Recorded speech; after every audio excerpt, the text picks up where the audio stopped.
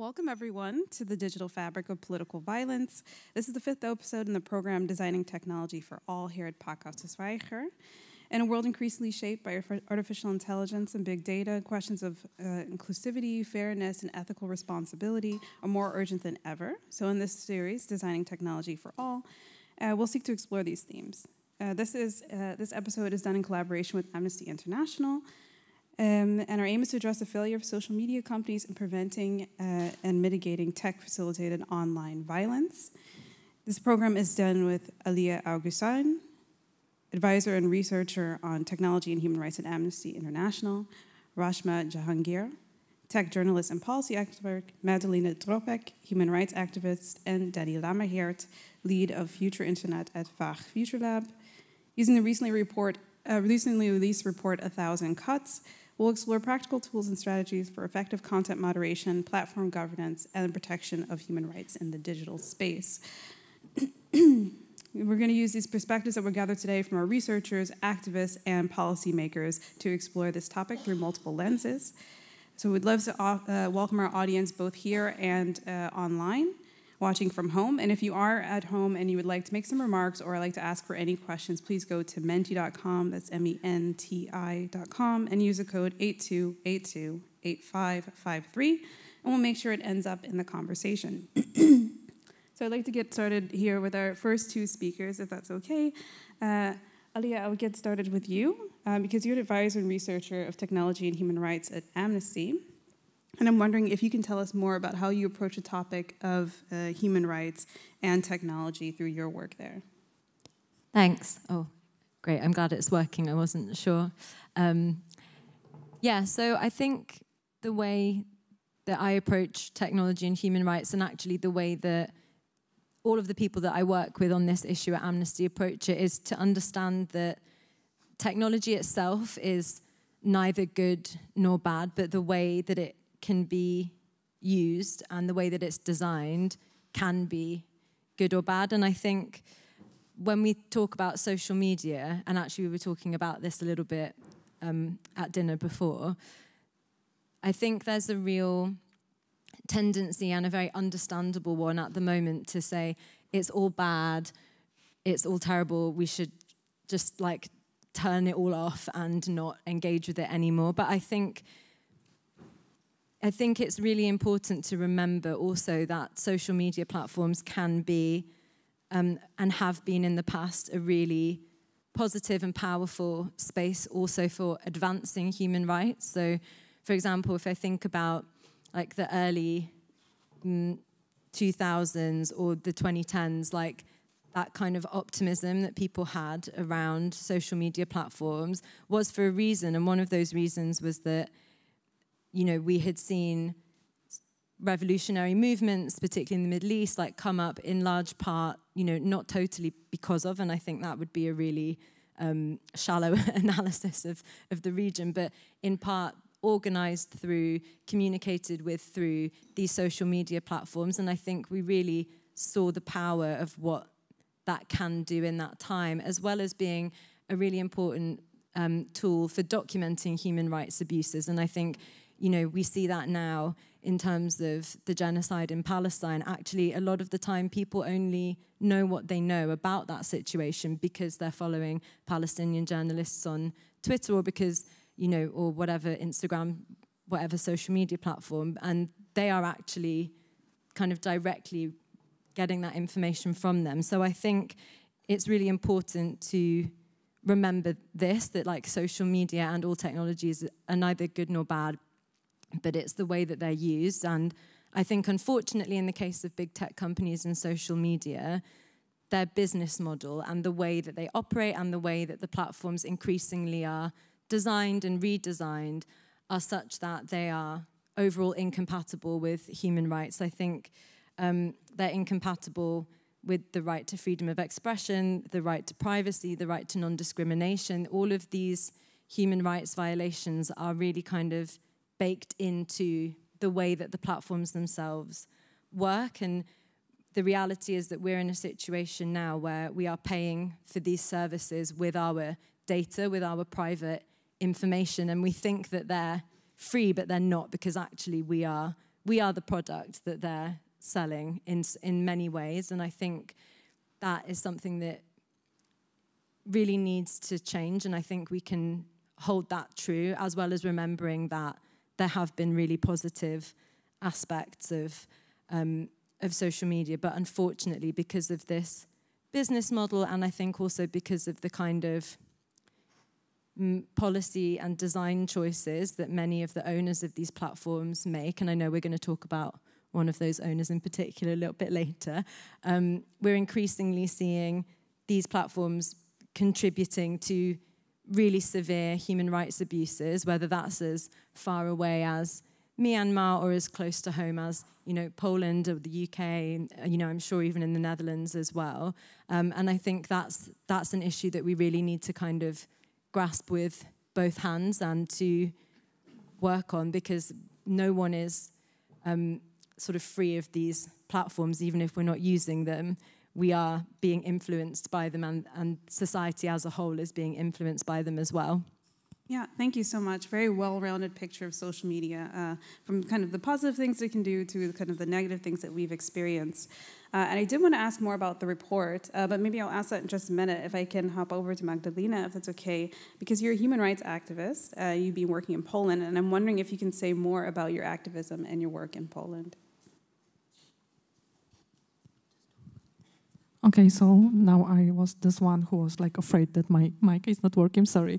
So hello, and thank you for having me here. I think it's a very important topic, especially when it comes to our Polish experience in the last years. So very shortly about myself and my experience when it comes to activism, I engaged in 2011 and started to co-organize an equality march, so the Pride in Krakow, which was my home by choice, I always say, because I'm from the small city in the southern eastern part of Poland, which is also very important when it comes to my experience and also the story of the LGBTQI community in Poland, especially regarding to the LGBT-free zones, which between 2019 and 2022 were a big thing in Poland, especially in the southern eastern part of Poland. So with two organizations, the one association Queer May, which was started as an informal group, but was established to mostly organize a Pride in Krakow and a festival we also did every year during May, and with the foundation Equality Org.pl. We mostly did a community building, community organizing, but also in later years more work with the LGBTQI communities on a local level in the smaller cities in the southern eastern part of Poland, but also we monitored human rights, we monitored freedom of assembly, which was also a big thing for us and something very important. And also, when I'm thinking about social media, this is something important when we speak about freedom of assembly, especially. And in 2020, I started to be more engaged also when it comes to women's strikes in Poland, in Krakow. So I organized protests and also was trying to give some space and some voice for the queer community and queer topics and the intersectionality when we speak and think about reproductive rights and everything what was happening then in Poland. So from the beginning, I think of this is like when it comes to Poland, and we have this timeline of after 2015. I think 2019, which was very important year because the LGBT witch hunts, like big witch hunt, started then in Poland. And from the beginning, the social media were the tool for us.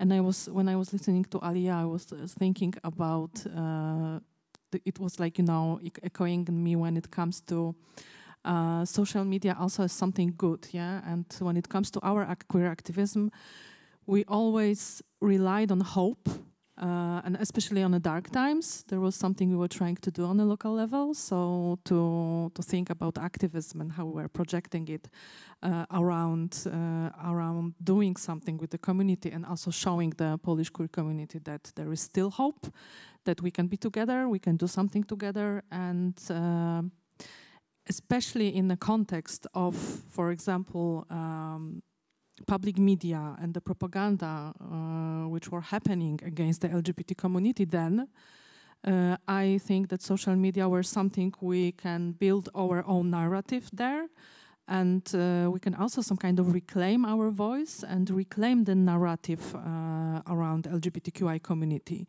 So now I'm trying to stick to this thing that of course it was something good for us, and tool we needed and tool we also used. And the last thought I have now, I remember in 2019, before we came here, I was speaking about the conference. I was very on the conferences. I was guest in 2019, and I was speaking a lot in Spain or in Germany about the situation in Poland, especially around the LGBT free zones.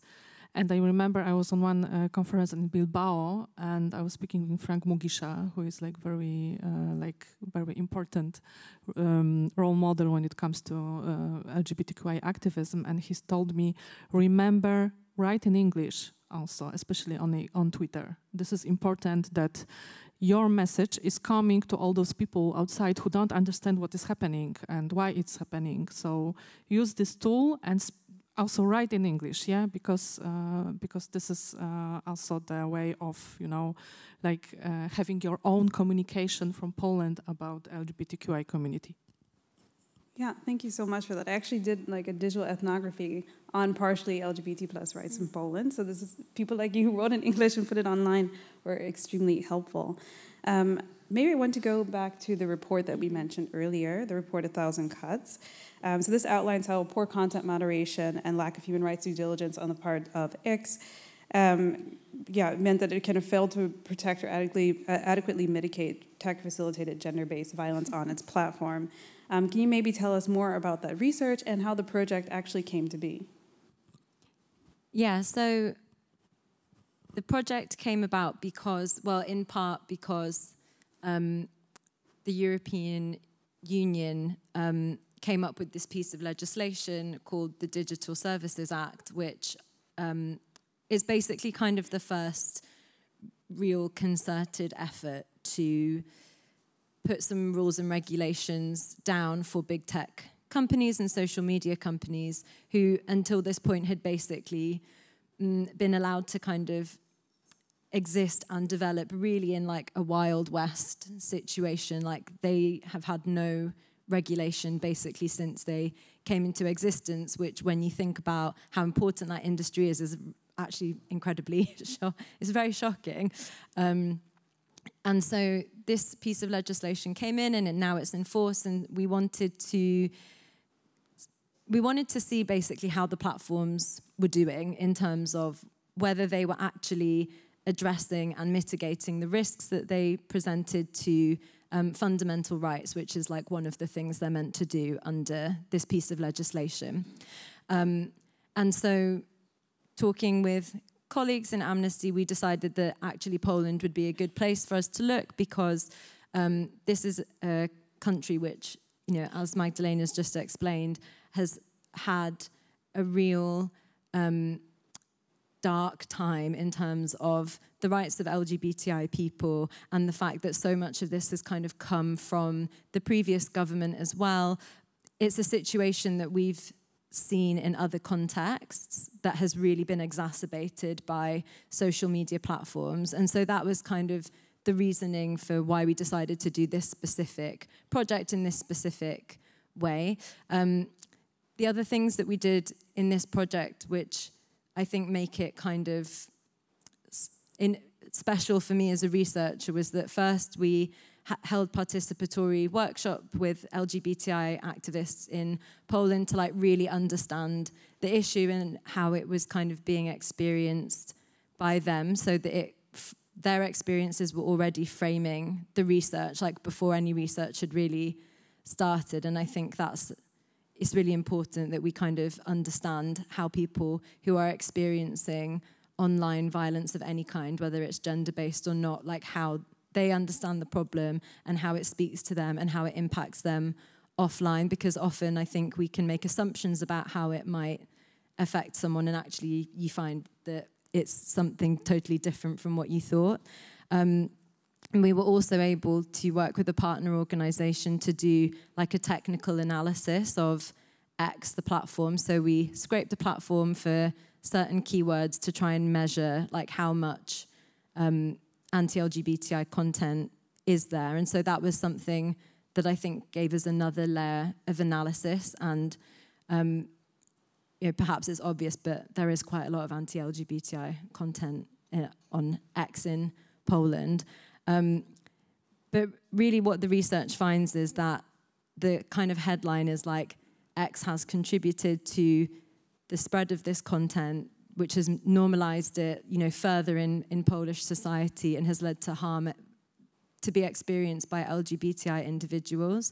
It's failing to meet its obligations according to the Digital Services Act, and we think that that means that there should be consequences. There are meant to be consequences for platforms that don't live up to their obligations. So we want the European Commission, which already has an investigation into X, to add this particular angle to it, to look into the fact they haven't mitigated the risks properly. But also, I think it's important to say two things. One is this wasn't only a problem since 2022 when Elon Musk came and became the owner of X. We actually had previous research on X when it was Twitter, looking at like content that targeted women on the platform, and it was pretty bad then. And that was like English language content, which is usually the better moderated kind of content. So I think from that we can understand that there is also something about the way the algorithms of the platform work are kind of pushing this content because it makes people engage, whether that's because they're replying to say, I actually really don't agree with this, or, whatever. The algorithm doesn't know and it doesn't care. All it sees is that you're engaging with it and it will show you more of it. And also, it's the same for people retweeting it because they agree with it. Really, it doesn't discriminate, and that's a really big part of the problem. The other thing which I just like to highlight, because I think it's really shocking, is in the risk assessment that it was meant to produce, that it has produced under the DSA, X did not one time mention the LGBTI community. This is meant to be a European-wide risk assessment, and this community just does not appear in the first or the second. And I think it's really telling about how thorough that risk assessment is, and also about who is important to the people behind the platform. Like who are they thinking about when they're thinking about risks? Because it doesn't seem to be, the LGBTI communities. It doesn't seem even to be people who don't speak English, and we're talking about European languages. We're not even talking about a market that's in the global majority, which is like totally left to kind of fend for itself. But I think it really shows a really serious lack of due diligence, which when it's combined with the policy changes that have happened on X in recent years around speech, which I think we'll talk about later, I think it's a really, really scary situation, actually, that's happening on the platform, not only in Poland, but these things will be affecting communities, really wherever they are. Yeah, thank you so much. Definitely, we've seen massive change since 2022, which we'll get to in a bit. But I think the first question for the mentees should now be online for those who are on the website. And this question to them was, what is the relationship between social media and human rights? So you can answer that again with the code 8282-8553. And we will see some answers populating in the Menti shortly.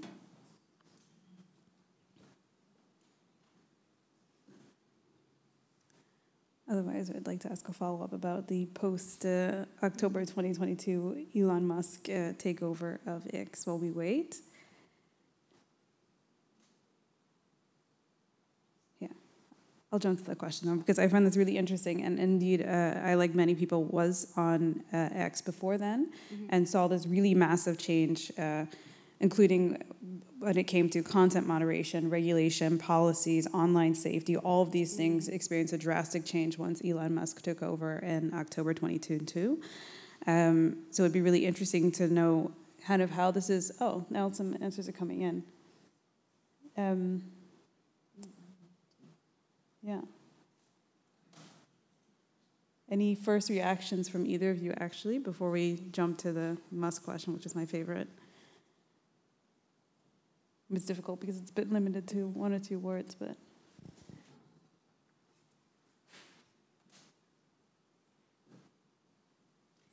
I think it's interesting how quite a lot of these things are contradictory, which I think it also really highlighting the kind of relationship that people have with social media in general. Like, I think it's something that we're often like, you know, as I said in the beginning, we're like, oh, I wish I wasn't on this, or like maybe it would be better if we didn't have this. But then there's things like, you know, free speech and amplification, which I think, you know, depending on what's being amplified, can be like better or worse. So I think it's like a good demonstration of how it's very contradictory and complicated.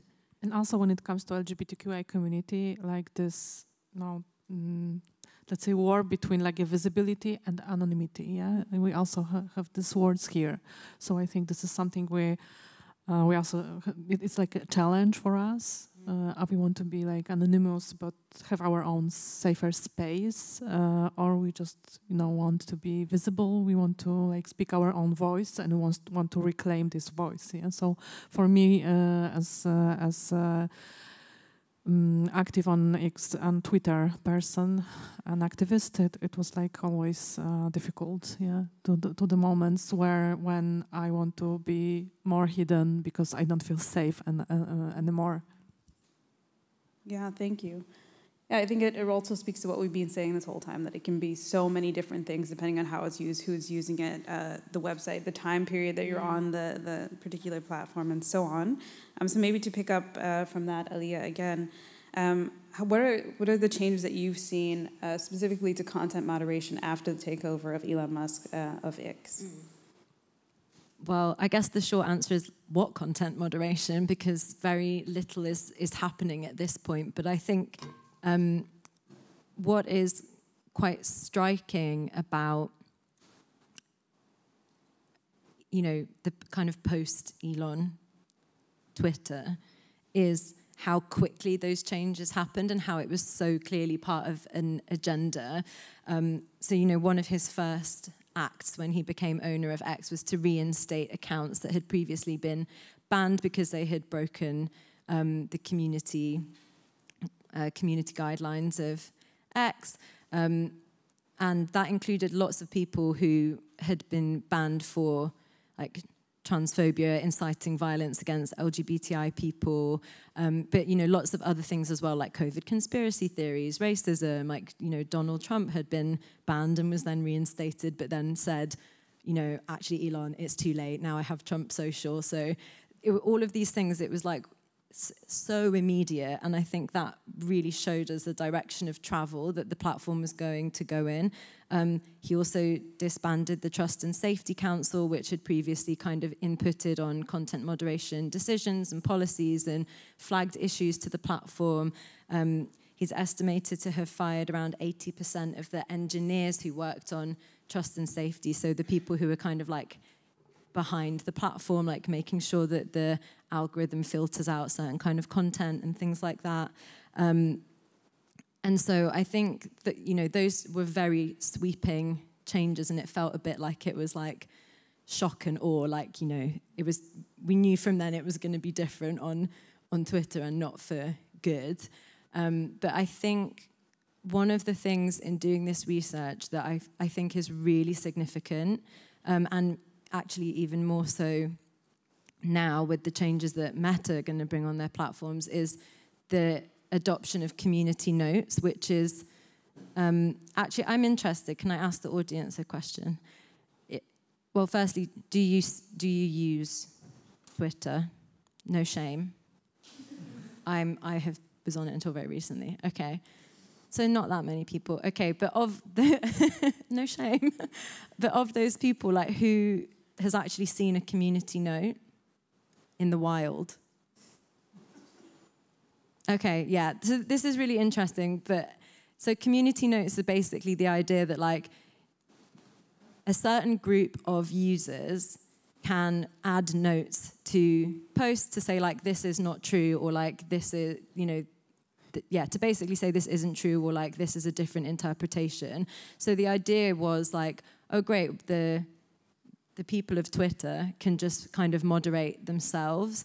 The thing is, like, it doesn't really work in the way that, I guess, you know, it's kind of being presented as, because there's lots of studies that show it's really, really slow, because two people have to agree. Two people who've previously disagreed have to agree for a note to be added to a post. So that takes a really long time. People are more likely to comment on posts that they don't politically agree with, rather than like whether they think they're truthful or not. And studies also show that people are more likely to ignore a community note if it's attached to a post that they already agree with. So basically, it's not helpful. I actually think it's really harmful. But this is huge on X, particularly in the US. But it's meant to be global. But interestingly, it's interesting that no one here's seen one out in the wild. Because when I was doing the research in Poland, no one mentioned them. Like, not a single person I spoke to said anything about community notes. And this is meant to be a key way that content moderation happens on the platform. So I think it's really problematic. But also, Meta have now said, or in January said, we're going to do that too, because it seems like it's worked so well on X. So we're just going to fire loads of our content moderators, and we're going to now do community notes. So it's really kind of started a trend, I think, for social media companies that want to basically curry favor with the Trump administration, which I think is very clearly what Meta were trying to do. The other thing I would say, and I don't know whether this was a post-2022 change, because the information is not available for earlier, but Poland has 2 content moderators, or rather, Twitter has 2 content moderators for Poland. There are 5.33 million Twitter users in Poland, and there are 2 people in all of Twitter doing the content moderation, and I think that is really unbelievable. Until recently, it was just 1. So I think this is the kind of like anti kind of content moderation, like sort of really like no holds barred approach that is being taken by X. Like, there's like absolutely no safeguards. People can basically say whatever they like, and if you're not saying it, and you're saying it in a language other than English, you have even less protections than you would otherwise. So, you know, as I mentioned, like, the content moderation on X was not amazing before Elon Musk. I think that's important to remember, but it's undoubtedly so much worse now. And I think, you know, the result is like a lot of people are not on X anymore, and the people who are on X are kind of just talking to themselves very often, I think. So, yeah.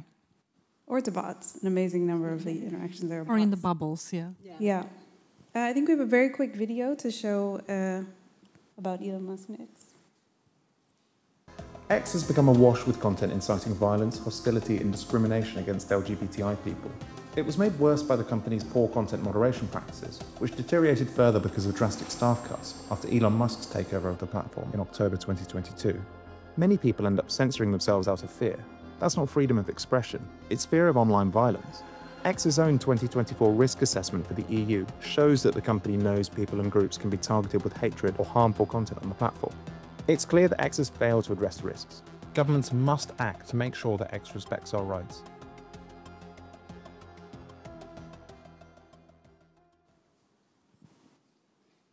Great. Just a short video on pretty much exactly what we were talking about. And actually, maybe I can hop over to Magda, because I've missed your voice now already. Because your research mainly focused on X as well, aiming to address LGBTQIA plus discrimination in the Polish national context. what role have these platforms had when it comes to LGBTQI plus activism in Poland?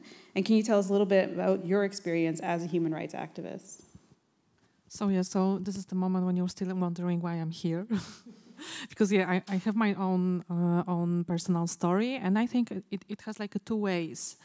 The one thing is like doing around my organizations and around myself before till the 2020, like the bubble of my own communication, especially on Twitter then.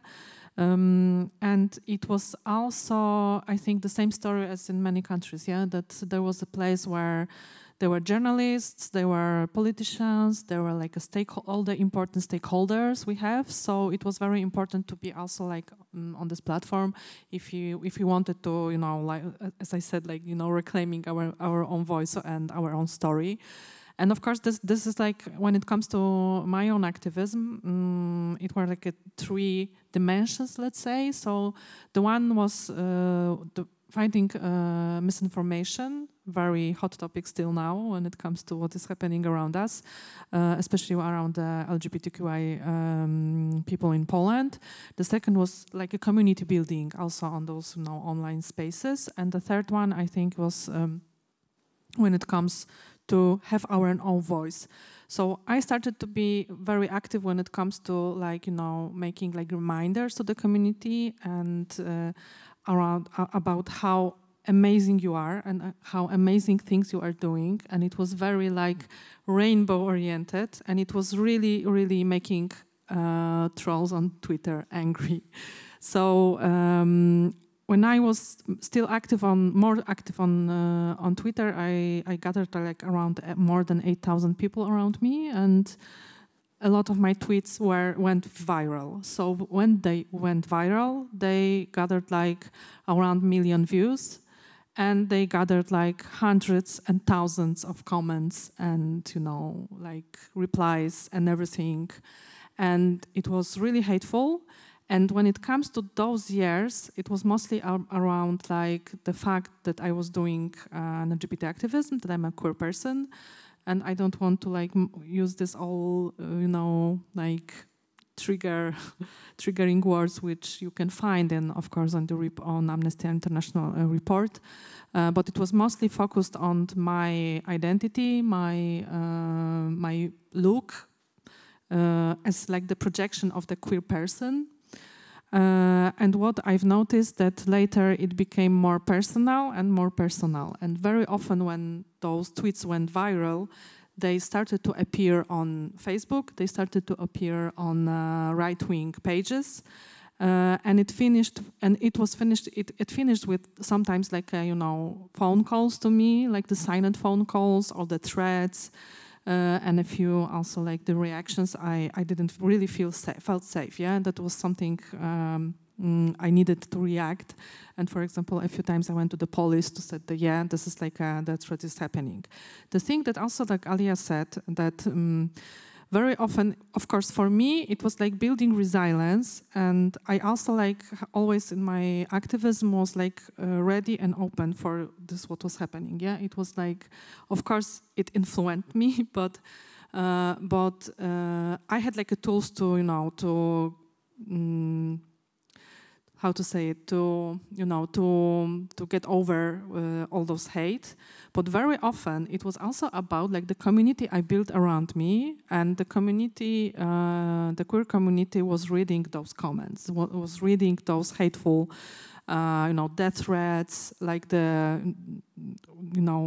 were very often suggest me to leave Poland, to do something to harm myself. So this was something I didn't want to, for community to be also like, in the presence of something like this. The second way was more political. In 2019, when the LGBT witch hunt started in Poland, run mostly by the previous government, a few LGBT activists started to be more active politically, especially on a local level. This is also my story for a moment. And it was like, this intersectional presence on X, especially on Twitter then, of queer women who started to be more vocal when it comes to politically, especially on a local level. It was something that I was really struggling. And then in 2019, I was also organizing a campaign for the general elections in Poland for one of the politicians. He was then for an academic. He was on a first number on the list in my hometown. And it was like, and I was like on a 5th place for 30 people. So it wasn't like something important, let's say. But what was interesting that I saw what he received on social media, what messages he received. And in my case, it was a lot, like more hateful, more towarded against me, more towarded also to show that I'm not prepared to be like as a public figure. I'm not prepared. I'm not married. I still have to like learn about the army, about the infrastructure, about everything what is like also like not connected stereotypically when it comes to women. So this was I think very also like I think we need to remember. And for this, my short story when it comes to the politics, this is also like when it comes to the hate, especially on Twitter, it was to silence, it was to humiliate, and it was for especially women and especially for women with a minority background to resign to be active, because was also about safety. Yeah, thank you so much. Definitely a lot of insight sharing your experience. And one thing you did mention is how you worked with politicians and policymakers in Poland. And I just wanted to ask maybe one more question before we open up the floor to questions and answers. I'm wondering actually what can politicians and policymakers do then when we're talking about addressing online hate and violence? Because it's not easy, but maybe more simple to do in the offline world. In the online world, I feel like there's still this difficulty or this distance between politicians and policymakers. So what can they do? Yes, it's for me very difficult questions when it comes to this role as I'm as a human rights activist. I work now with one of the ministers in the Polish government, and especially on equality. So this is also like the change that is still happening. But of course, for someone who was doing a lot of advocacy on the second side, and now I'm like also like learning how to do this advocacy inside of the institutions, and of course, this all everything. And also, we are speaking still about in the context of the European Union, and I think this is very important. And it was important for us also as the LGBTQI community in Poland in the previous years that we rely very often on the tools we had when it comes to European Union. So I think that that's why it's so important what Amnesty is doing around when it comes to DSA and everything around it. But of course, also it's about language. And this is something that is changing. That I remember like 6-7 years ago, when we were trying to speak with the language around like built on empathy, on community also, and like community care and emotions. This is something that I think is important. So we were not like taken seriously, and I think it's changing, and it's also like important to don't be ashamed of this language also when it comes to being in public and when it comes to politics. But when we think about what is happening in social media, of course we need those tools. We need sanctions, and we need also like a law which is protecting the minorities. And of course, this last year there was a change in Poland when it comes to there was a governmental bill for the novelization of the penal code when it comes to new premises, also like a sexual orientation and gender. It was not signed by the president. But I think that we need also this protection, when it comes to like regular law and remember about this. So I'm really looking forward what will happen with maybe in the future when it comes to this law in Poland. But we feel that we need it as also LGBTQI community. So we tried. Another thing is what else we can do. Yeah. So also I'm thinking about the resilience for the people who are open, who has like a space and who has like a lot of like a public attention. Yeah, this is important when it comes to especially women in politics, I think, and in the context of not being silenced. Yeah, so has this resilience in themselves and be vocal about it, that they are not afraid. Yeah, and of course when we were doing in our activism, we did a lot of like work with the especially young queer activists around like everything connected with activism, especially around LGBTQI community. So also this hate online. So we're trying to prepare them, especially on a local level, that when you start to be active, you have to be aware that that something like this can happen. But something I think that is not so obvious for us sometimes, that we can also have this power in building the positive narrative, to be like kind to ourselves in social media. And if we have this space and we have this resilience, it's always important to write something nice, to thank to other people, even not leave the space only for the haters and for the trolls to have this like a feeling that this is the only narrative we have. Yeah, thank you so much. I also think it's quite nice to end on a positive and actionable note. So right now I'd like to open up the floor for question and answers, both those of you online using the same Menti code from before and those of you in the room, if you raise your hand and maybe say who your question is for. And someone will come around with the microphone. Oh yeah, this gentleman here.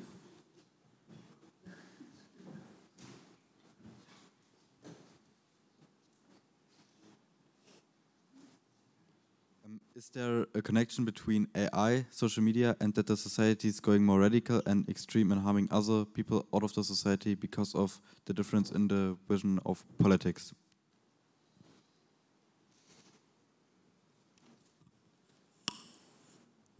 It's like such a big question. I mean, I think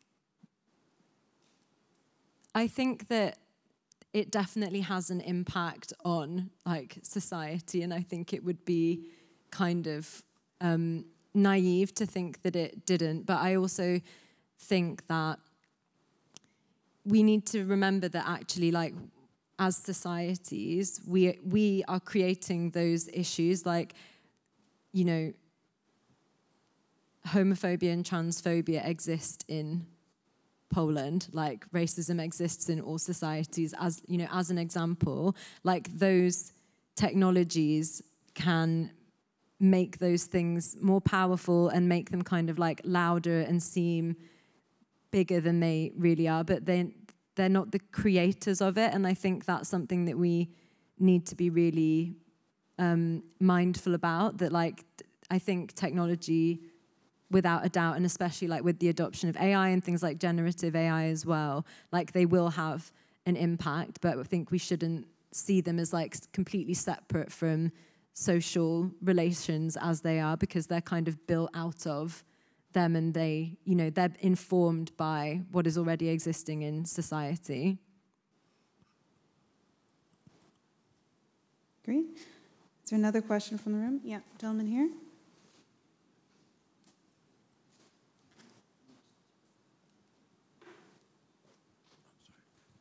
Okay. Well, thank you, first of all. It was a very interesting discussion.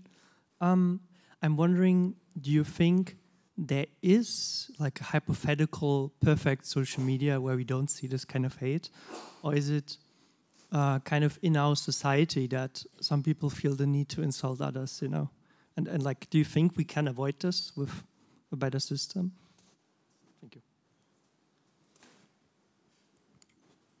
I think that we could have social media where we saw less of it. And I think we could see social media that didn't actively spread that kind of content because of it being engaging. Like, I do think a lot of that comes down to the business model of the companies, which is like, they want to keep you on the platform because then they can gather more data about you, and then they can target you with ads, and they get paid for the ads. And so it's this horrible cycle of, like, you know, keeping people engaged no matter what. And I think that is the problem. Like, the problem is not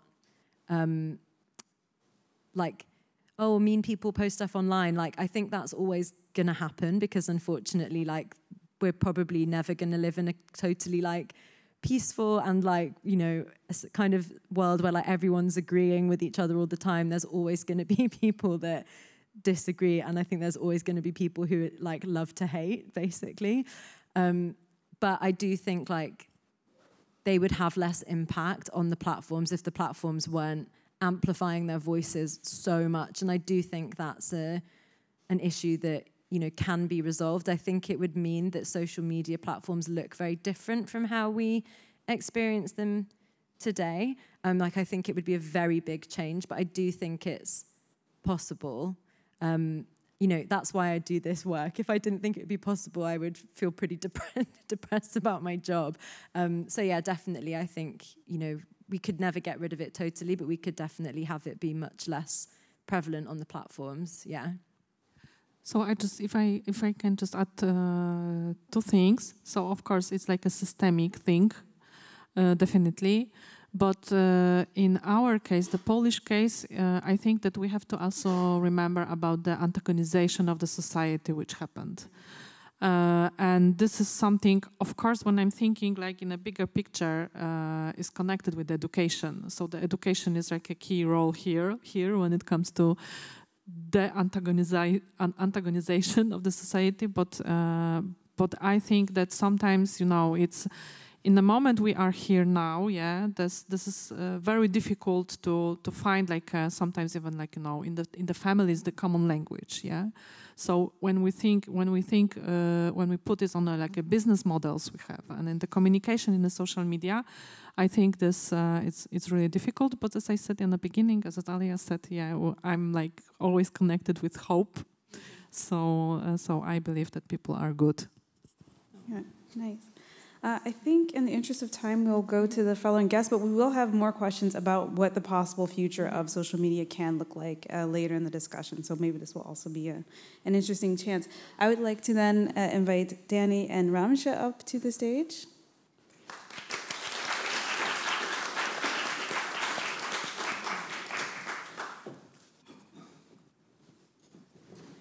Hi, welcome. Danny, I'll start with you here on the far end. So you're lead of Future Internet Lab at Waag Future Labs. With your research, you explore experiments and data related to digital technologies to address public problems, just in short. Could you tell us more about your projects and how they center around using this technology to address these public problems? Yeah, sounds pretty abstract as a bio description, so I should probably change that. That reminds me of it. So yeah, I'm working at Waag, an organization here based in Amsterdam, and what Waag is doing, it's a bit of an oddball, I would say, in this group, because we are a cultural organization that does sometimes policy and advocacy work. We also are in alliances with Amnesty here in the Netherlands. It's called Digitale Zes. We have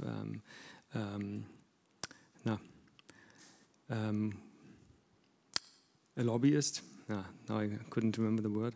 A lobbyist sitting in The Hague, and we also sit in the People vs. Big Tech Alliance, which is another NGO alliance. But what we are traditionally doing is research by design. So what we try to do is develop technologies that work for people and that are ethical and fair, as we say.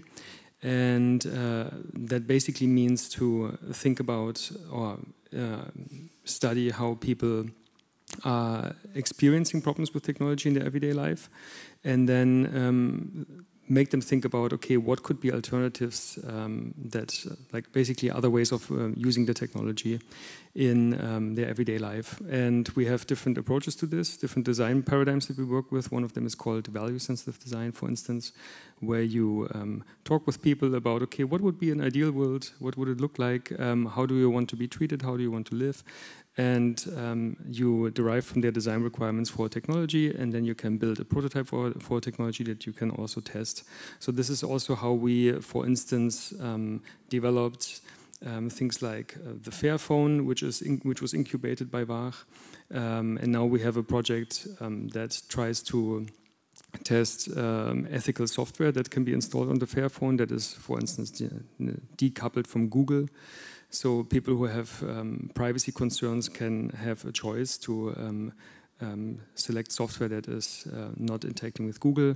We also have a project that considers algorithmic transparency and how we can give citizens more agency over the data that they are sharing with government and how they are being profiled by government and how are decisions made about people through algorithms and how they can get more transparency into this. So I think the main challenge for us is actually to have these critical conversations that already have been introduced before. So thinking about, okay, technology is always cultural, and culture is an expression of technology. So you have to think about these in tandem.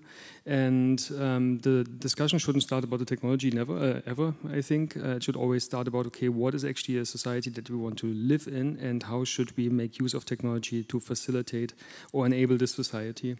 So, and we propose a very small contribution to this, I would say, by prototyping, tinkering, and then sometimes also writing policy reports that come with speculative ideas about, I don't know, how should the government get access to citizen data. Maybe you could totally rethink about how government actually accesses citizen data, and then we walk to the government and say, hey, here are some speculative ideas of how you could totally rethink your public information system. So I think the task for us is to broaden up our imagination, and I leave it at that. Yeah, thank you very much. Also a lot of practical implementation as far as, for instance, the Fairphone and different ways to see technology, different programs to use. Anyway, Ramche, I'll go to you next because you're a journalist at Tech Policy Press. So can you please tell us more about Tech Policy Press and also your work as a journalist there? Thank you. It's working. Back to the pessimist side of things. I got very carried away with the optimism there. Thank you for this fruitful discussion. I'm a journalist and I've been covering tech and human rights for over a decade now. And this discussion actually took me back to 2014. I don't know, is anyone familiar with Gamergate? Raise show of hands, maybe. So Gamergate is basically one of the biggest, you can say, movements in the history of social media that actually is very relevant to the discussion of online violence and harassment. So long story short, a female game developer was accused by her ex-boyfriend on 4chan that she was sleeping with journalists to get good reviews for her video games, because obviously she's a female, she's not capable of coming up with a good game. And this basically started a series of harassment campaigns against female journalists, but also widely in the gaming industry on 4chan, Reddit, eventually Twitter, which was Twitter then. Elon Musk was not the owner. And the scale of harassment and the type of campaigns, the intensity of campaigns, mentions being flooded, a lot of what Magdalena was talking about, a lot of the same type of personalized attacks on women in the gaming community led to platforms, specifically Twitter, developing something called as Trust and Safety. Trust and Safety is which the teams that help put in place policies that protect women and generally users from such violence and harms. But going back to what's happening today, we're again talking about the same level of harms. And we're unfortunately in a scenario where platforms are rolling back the same trust and safety work that was prompted by similar harms, but now it's going back to square one. So we're seeing, just to put together like the type of things we're covering at Tech Policy Press. Tech Policy Press is a US-based but a global nonprofit media outlet. And our focus is democracy and tech. So we cover various things on a global scale, from content moderation to freedom of expression to AI, to infrastructure, and anything you can say has a connection between tech and democracy.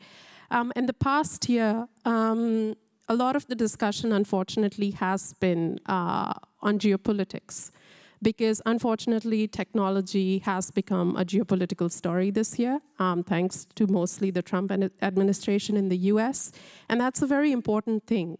So something I would mention is the type of pressure the European Commission, but also globally regulators are facing from the US to pull back all these regulations, including the Digital Services Act that we've mentioned, or any attempt to hold platforms accountable, the extent to which they're going all out. A few examples. So recently, the Commission imposed, I think, over 2 billion fine on Google for ad tech. And it didn't take very long for Trump to post on Truth Social and basically call it discriminatory tariffs against tech companies. And they've actually threatened to roll back the ongoing trade agreement with Europe because of this effort to hold Google accountable. There have also been congressional hearings. One specifically, I had the unfortunate experience of hearing for, I think, over 4 hours. It was called something like European Threat to American Speech or Democracy, and it was specifically focused on calling out the European approach to censoring people, not just within Europe but globally. There's also been an attempt to, like I said, impose, oh yeah, that's the piece. If you're interested in reading more, you can read it online.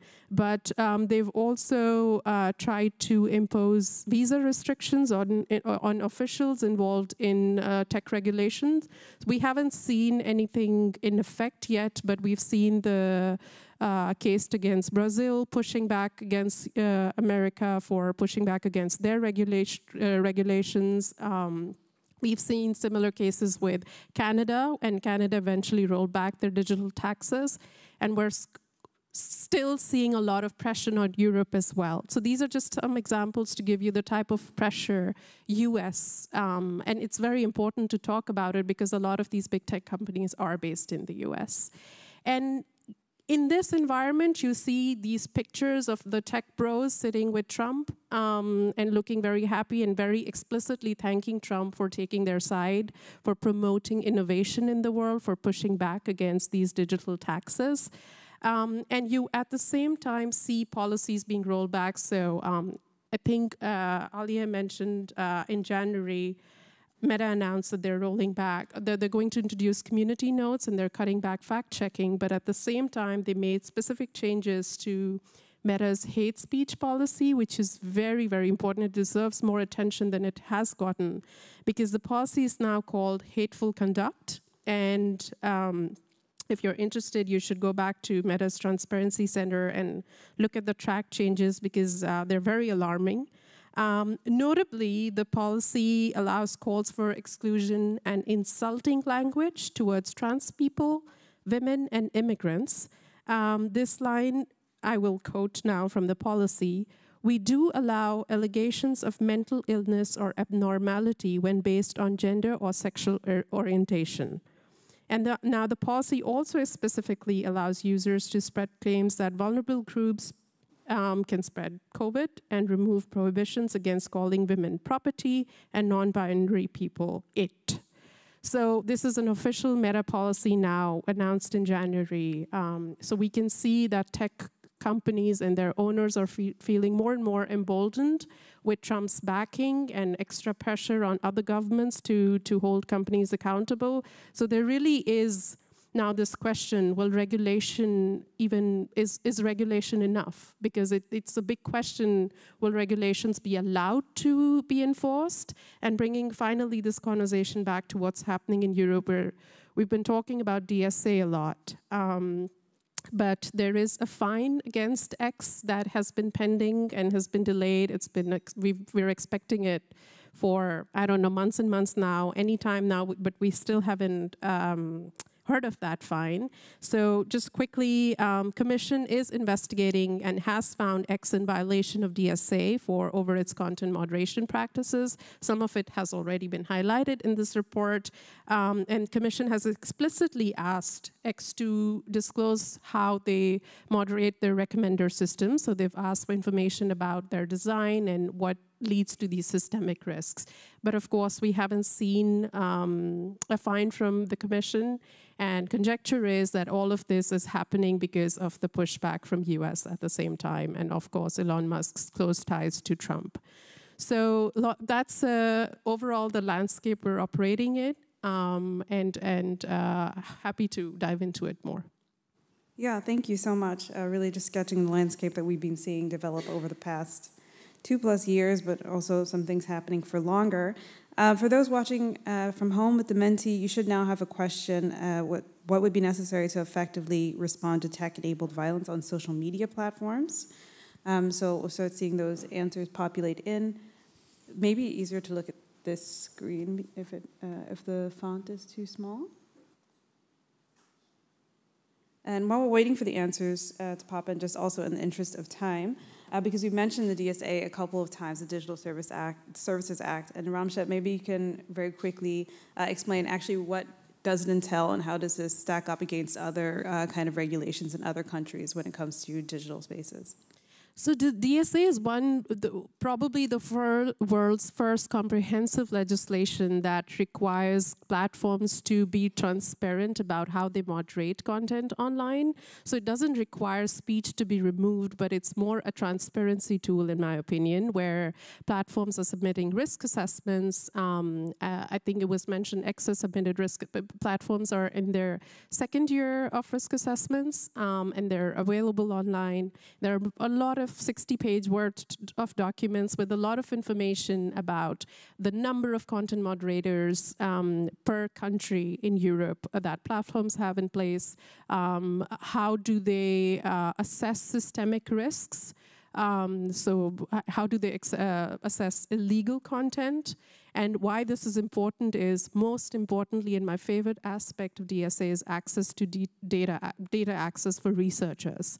So researchers, academia specifically, will be this has never happened anywhere in the world, where researchers can get exclusive access to the black box that we call of platforms and request information about all these things that I mentioned, like how do their recommender systems work, how do they moderate content, et cetera, et cetera. So it's really a big, massive piece of legislation, which of course also comes with its problems. Some of the problems specifically and limitations when it comes to online violence. So DSA applies specifically to illegal content. So a lot of legal speech that can be considered gender-based violence may not be explicitly illegal. So for example, stickers don't qualify as being illegal explicitly. So they may not fall into the scope of DSA as a systemic risk. There's also the structural challenge where it's the requirement to submit risk assessments only applies to large online platforms, which is mostly big tech.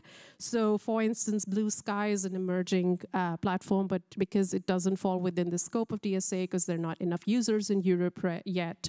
Telegram as well. I think private messaging apps are not within the scope that are required to submit risk assessments. So WhatsApp, Telegram, or private messaging groups as well don't fall within the scope of DSA in that sense. So that's, of course, a challenge when it comes to tracking and addressing violence.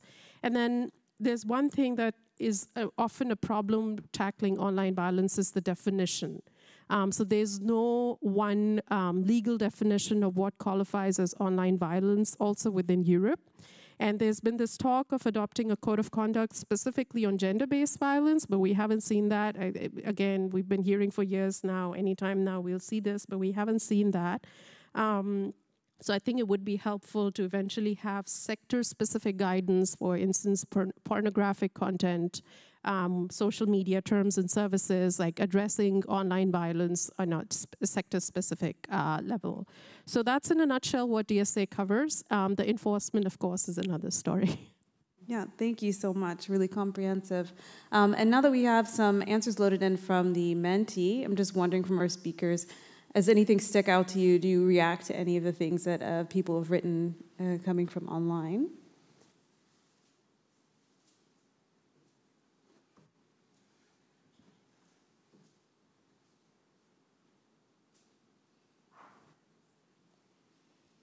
It's like a very large distribution, everything from kind of soft measures, right, kind of political will, maybe even auditing, having better education, things like legal measures, stricter laws, legislation, criminal persecution even, to better content moderation, better political regulation, or regulation in general. So really, I think a lot of ideas. But maybe then to just move in the interest of time, because I haven't heard Danny, I haven't heard your voice in a while, so we could go to you. Because VAG works a lot with this kind of human-centered ethical framework guidelines, especially for mobile systems, social media, and the internet in general. So I'm wondering if you can say more about what the role institutions like VAG play when it comes to developing alternative perspectives on the design of regulation of online spaces. And maybe some of these things that popped up before are also speaking to some of the work that you've been doing. Sure. So it's an interesting question, because what is the role of design for imagining an online space that seems to be almost impossible to change?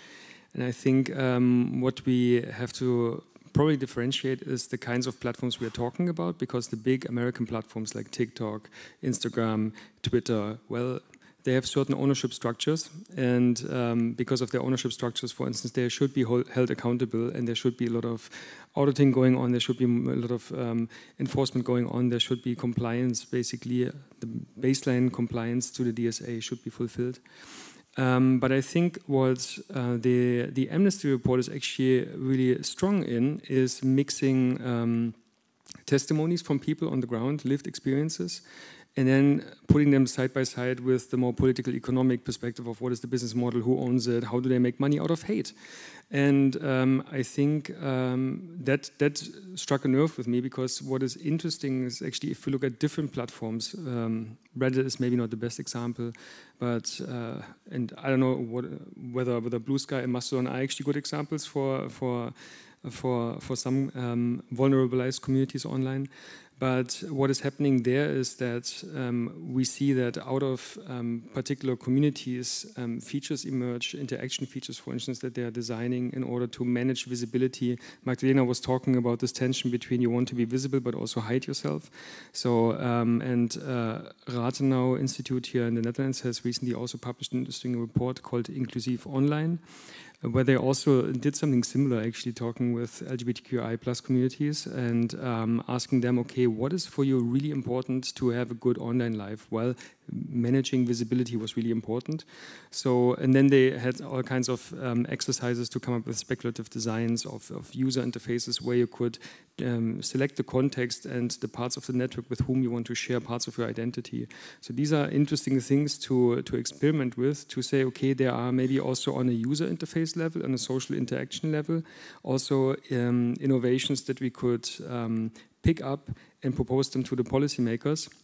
Another thing that happens now with Blue Sky, I don't know if any one of you uses Blue Sky. How many are using Blue Sky? Is that as many hands as X? It's more. Okay. Oh, nice. Goed zo. Good job. No, but what Blue Sky is doing, they have a pretty interesting approach that they try to modularize basically the entire platform architecture. So you sign up with a personal account, then there is a sort of search engine. So I'm really butchering now the technical descriptions, but that creates this swamp of content, and then you have all kinds of algorithmic filters that you can select in order to see parts of the content. And that's pretty interesting. There's one app that is being developed now in America, Black Sky, for black communities.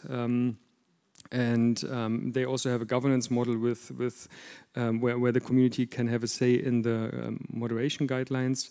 So there are all kinds of interesting things and experiments happening on different platforms. And in connection with what's happening on Blue Sky, there's also now a policy movement where Article 19, I don't know if Amnesty is actually supporting this too, but Article 19 and other organizations are calling for algorithmic pluralism, and that's a policy proposal that would mandate that platforms like X would not have a default newsfeed, but they would enable you to pick different kinds of algorithms that let you see different parts of the network to basically pluralize your experience online, and that grows out of what is technically possible with Blue Sky. So I think designs are not just, they don't have to stay in a niche, they can actually inform our thinking about how platforms should be structurally also changed. And I think one risk with staying with the DSA, maybe that's a bit of a controversial statement, but if we focus only on the DSA and the compliance and the enforcement, then we also stick with, or we might run into a situation where we naturalize the structure of platforms and accept ownership structures and how the platform is set up.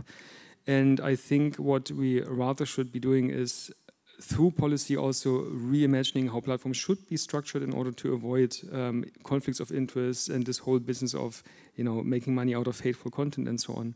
So these are my two cents on how design and policy could maybe interact. Yeah, thank you very much. And I think before I open the floor again to question and answer, maybe a follow-up question from something you said, Danny, because you talked a little bit about how content moderation could look like in the future. Now, do you imagine this content moderation could be regulated by multiple institutions then, not specifically relying on one act like the Digital Services Act, or do you imagine this could be held maybe by one organization, so then more centralized and less decentralized regulation? I think it's not a good idea to centralize moderation. So I see, good. We're d'accord.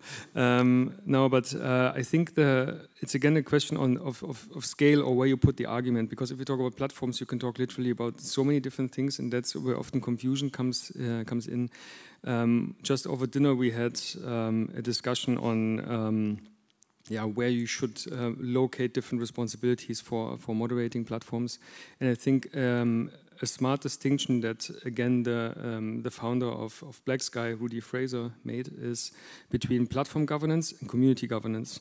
Platform governance is on a very deep technical infrastructural level where a platform provider has to make sure that there's no CSAM on a platform, for instance, and no properly illegal content. But then community governance is about defining norms that fit for a community. If you compare, for instance, a BDSM community with a cat meme lover community, they probably have very different security standards or standards of what feels safe to post.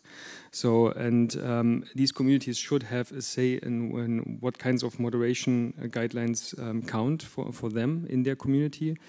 While at the same time then, of course, also taking into account what are actually the overarching platform moderation rules. So I think along these lines, you could then think about, okay, maybe you allocate more responsibility for the platform to an owner or whoever would host or run the infrastructure.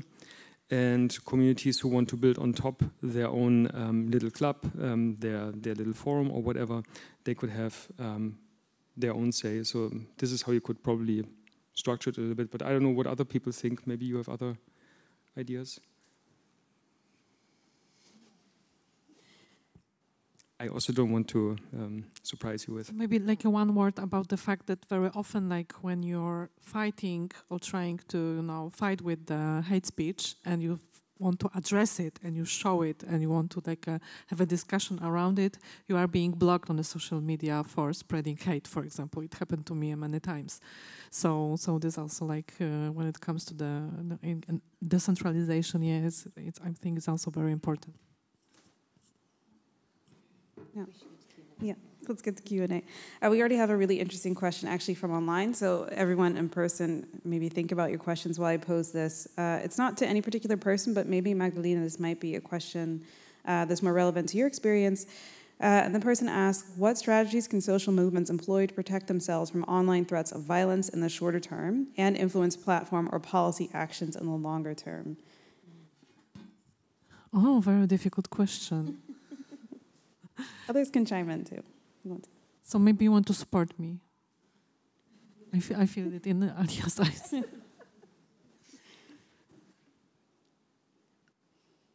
Because I feel this question as some kind of also recommendations when it comes from your report, yeah? Maybe a bit. Yeah, I mean, I think just because it's where my expertise is, like, I think I can maybe talk more about, like, the policy, like, how to put pressure for policy reasons, and maybe you can talk about the how to keep yourself safe. Great. So I think, like, in terms of thinking about what, because the question's about what can social movements in particular do, I think the thing that I see over and over and over again doing this work is that we tend to think of the problems of, like, big tech and social media as being like a problem that's just like its own problem, like it sits in its own separate area.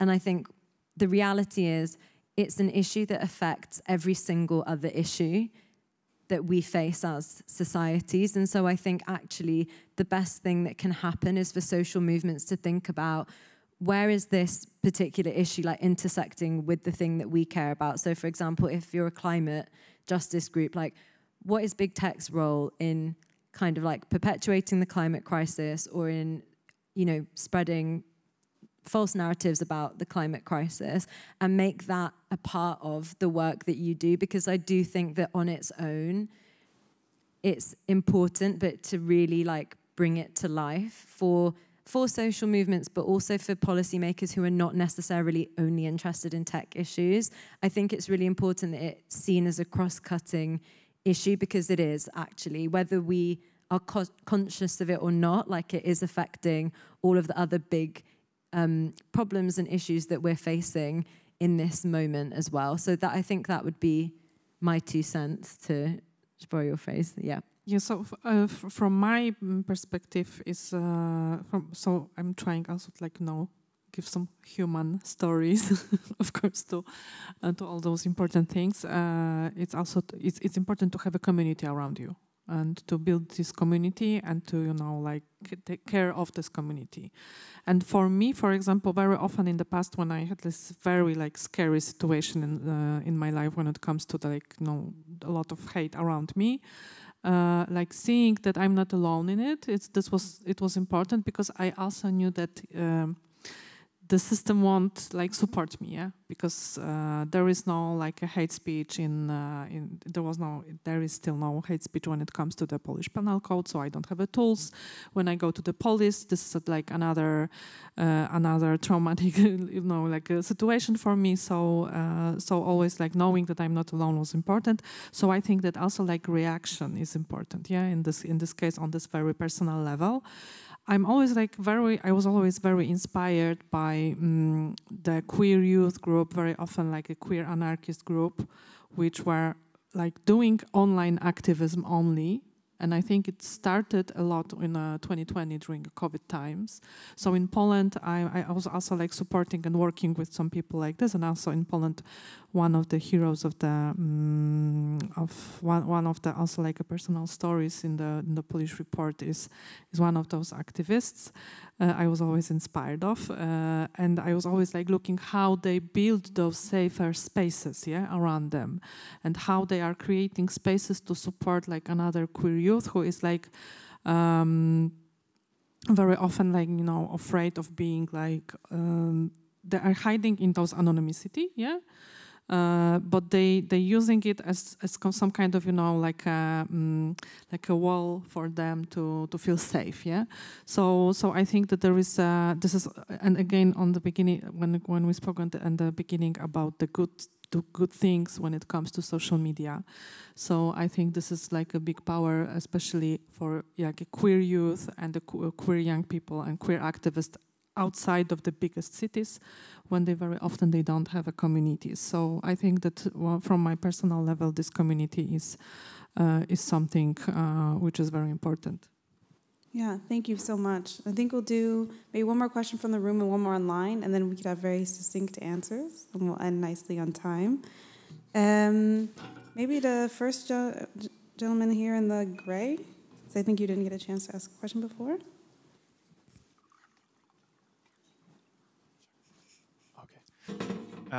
Yeah, thanks. I like that the discussion kind of switched also to the political action that can be taken. I think it's super important because even if like Elon Musk decided to be a good person tomorrow, there could be still another one setting up a platform that just profits from making people addictive and like spreading hateful content. So I was wondering, especially during like at the beginning of the year, the Romanian elections where we had this candidate that was like completely unknown and in like 2 weeks got pushed into the top ranks of government. I mean, he was basically elected just via Russian propaganda and misinformation that was spread. Anyways, in this context, I heard about proposals for content moderation, also on a more centralized level. The idea could be to set something up like organized, maybe like we know public broadcasting from other areas. So of course it has to be in a way independent from government, doesn't need to be influenced by political positions, but maybe financed by the government or even financed by digital services tax to connect those things, and then have just a strongly financed agency with a lot of staff and experts on content moderation that then the platforms are required to let the content be moderated by them. I'm not sure. Maybe you heard about these proposals or have a spontaneous opinion about them. I'd be curious.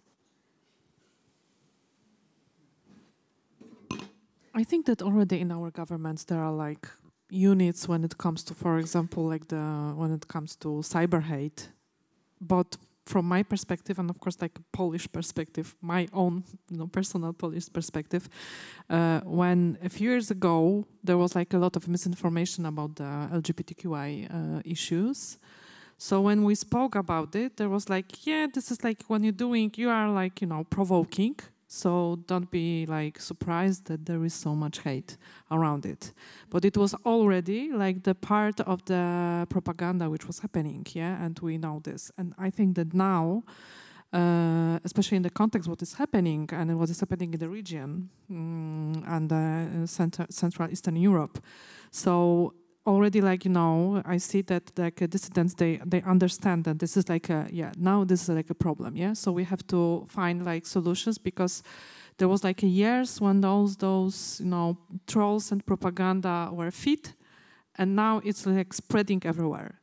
So of course I don't want to say that it's like too late, because I always believe, as I told you, that there is like some we still have like time to stop it a bit, but this is like, and it's always like this thin red line when it comes to, and especially also when it comes to Polish context and Polish experience, where is like this red line when it comes to freedom of speech, when it comes to rule of law, when it comes to human rights, when it comes to, protecting our own agenda, personal agenda, also when it comes to human rights, and when it comes to where is this moment when the government should be more tools, so we have to be really careful. Just very quickly, I feel nervous about the idea that governments should be in any way involved in questions of content moderation, because like, do you want the Trump administration to be making decisions about content moderation? Like, I certainly wouldn't, or, the former government of Poland, or, actually even the current government of the UK, like I'm speaking as Alia, not as Amnesty when I'm saying this, is just my opinion. Like, I think that it's a very like slippery slope. And so I think trying to regulate like the business model is probably a more appropriate thing for governments to be doing and or to be funding, you know, like to be involved in any way. I think it opens up a lot of kind of worrying doors to start saying that they should get involved in thinking about content moderation decisions. Yeah, a lot to consider. I will put in one really quick question from online for really quick answers as well. This question was asked a while ago, but I think it's quite important. I'll ask the first part of the question because it's already a big question. I think it would be maybe too long to answer. Where exactly would you draw the line between then just free speech and human rights infringements in the online space? Because I think we've also seen different groups use these kind of gray areas to say, oh, well, I'm just actually sharing my opinion. Yeah, if you could think of a concrete example too, it would be good. Oh, sorry. Okay. I think the thing is freedom of expression is not an absolute right, which means like it is a right that can be limited if it is impacting other people. So like you can say what you want, but like if you're impacting someone's right to non-discrimination, that then, you know, there's I think a conversation about whether that speech can or should be contained in some way. And I think that actually like in international standards are quite clear about that. I think I don't feel comfortable saying like where I would draw the line because I think the context is really important, like the country is really important. Like I wouldn't want to say in all circumstances this is wrong, but I would say some of the examples of content that were pulled for the Poland report were not in any way things which should remain online. Like, I agree there's a lot of grey area, borderline content. There's also quite a lot of stuff that's not, and I won't like give an example now because I think it could be really triggering to people. You should read the report because the things that are screenshot in there are things that I would feel comfortable saying are like, you know, not things that should be allowed to stay up on a platform, and they certainly shouldn't be amplified by a platform. And I think that's important to see that that's where we're drawing a distinction. It's like not about whether people should or shouldn't be allowed to say certain things. It's about should those people be allowed to say those things as loudly as possible on a platform. Like you can type whatever you want into the like little box on Twitter, but you don't have any entitlement for it to be seen by like 100,000 people. Yeah, thank you. Maybe a closing question for like 1 or 2 sentence answer from everyone, then starting this way up, since we haven't heard from you guys in a while. Just to end on a positive note, where do we go from here then?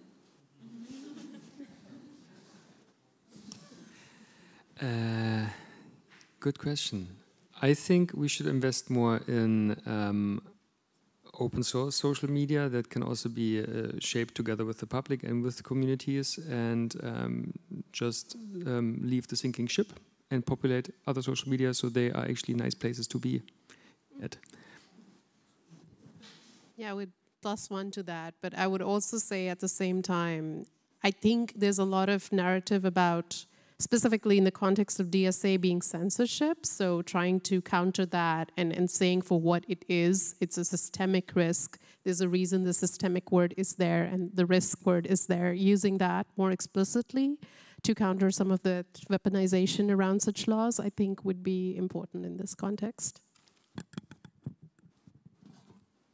Yeah, so also I think what was already said, but I can add values, standards, what also Legalia said, and I think that our own experience and what already we achieved when it comes to human rights, when it comes to rule of law, and when it comes to our democracies, I think that this is also important for me.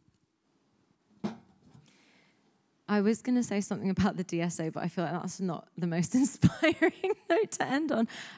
But like, I do think that we should head towards strong DSA enforcement because it's a really important piece of legislation. But I actually wanted to quote someone who I interviewed for the report, and she said, "Social media does not affect our normal life; it is our normal life." And I think that really resonates in terms of like for the good and the bad. Like, and I think we should all be thinking about different ways that we can like use and understand social media and how we can shape it so that it actually serves us rather than us serving them with our data.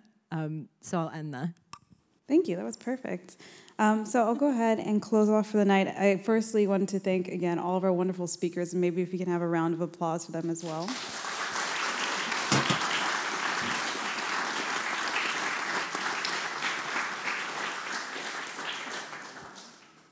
I also want to thank Giovanni Kwak-Matatula for putting together this program as part of their internship.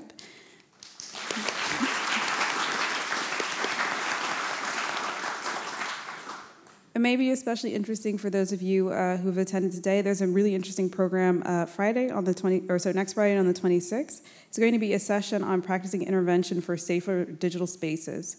This is presented by Bystander for Upstander in collaboration with Stichting Fairspace.